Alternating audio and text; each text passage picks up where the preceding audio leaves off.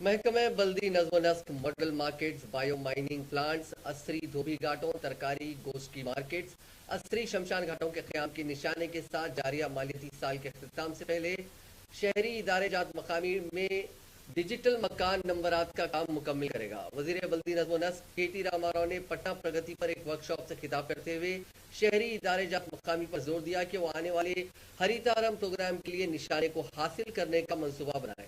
उन्होंने कहा कि आइंदा 5 वर्षों के दौरान तवक्को है कि मजीद शहरियाने का काम किया जाएगा। बढ़ते इंफ्रास्ट्रक्चर की तलब की तकमील के लिए तरक्की का मंसूबा बनाने की जरूरत है।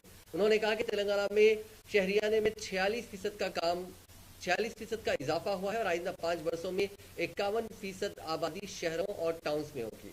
उन्होंने कहा कि 2014 में रियासत की GSDP 5,60,000 करोड़ रुपए थी, तहम तमाम शोबों में जामे तरक्की के सबब रियासत की GSDP बढ़कर 11,56,000 करोड़ रुपए हो गई है।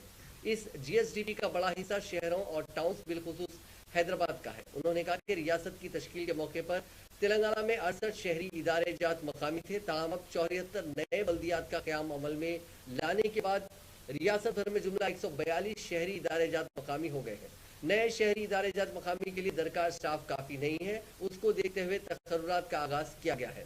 बल्दी स्टाफ बेहतर काम कर रहा है। महकमे बल्दिया के मुकाबले किसी और महकमे का स्टाफ सख्त और बेतकान काम नहीं कर रहा है।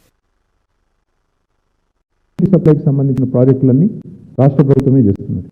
అందులో మీ పాత్ర కంటే ఎక్కువ రాష్ట్ర ప్రభుత్వ పాత్రతోనే, రాష్ట్ర ప్రభుత్వ నిధులతోనే మనం ఇంత పెద్ద ప్రాజెక్ట్, వేల కోట్ల రూపాయలతో చేస్తున్న ప్రాజెక్టు మిషన్ భగీరథ అది చేస్తున్నాం.